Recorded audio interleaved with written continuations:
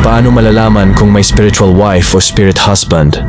Maraming tao ang naguulat ng iba't ibang senyales na maaaring magpahiwatig na sila ay may spiritual wife o spirit husband. Gusto mo ba pag-usapan natin ito, Kalufet? Para ipagpatuloy natin ang usapan, maaari ka bang mag-follow o mag-subscribe, Lalufet? Para sa tuloy-tuloy na kwentuhan at usapan. At kung nagawa mo na, ay maraming salamat. At tara pag-usapan natin ang topic ngayon tungkol sa kung may spiritual wife o spirit husband. At narito ang ilang mga palatandaan na maaaring makatulong sa iyo na para malaman. Una, panaginip. Ang sexual na panaginip. Madalas na pagkakaroon ng mga panaginip na may sexual na tema, kung saan may kasamang hindi kilalang tao o kahit mga dating kakilala. Vivid dreams. Ang mga panaginip na tila parang totoo at nagiiwan ng malalim na epekto sa iyong emosyon. Pangalawa, problema sa relasyon. Kakulangan ng affection. Kung napapansin mong nawawala ang iyong interes, gana o pagmamahal sa iyong tunay na asawa o partner. Ang argumento at paghihiwalay. Madalas na pagtatalo o hindi pagkakaintindihan sa relasyon na maaaring maiugnay sa pagkakaroon ng espiritual na asawa na nagiging hadlang.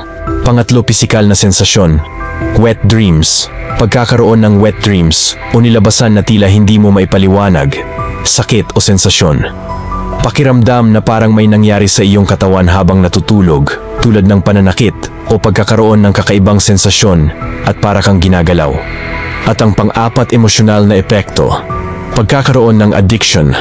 Isang hindi mapigilang pagnanasa sa mga bagay na may kaugnayan sa sexualidad, tulad ng pornografiya, at ang pagkakaroon ng jealousy, labis na pagdududa o selos sa iyong partner na hindi mo maipaliwanag. Spiritual guidance.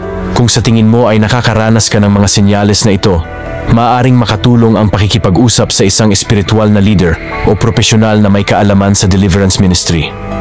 Sila ay makakatulong sa iyo na maunawaan ang iyong sitwasyon at magbigay ng mga hakbang upang makawala sa mga negatibong impluensya.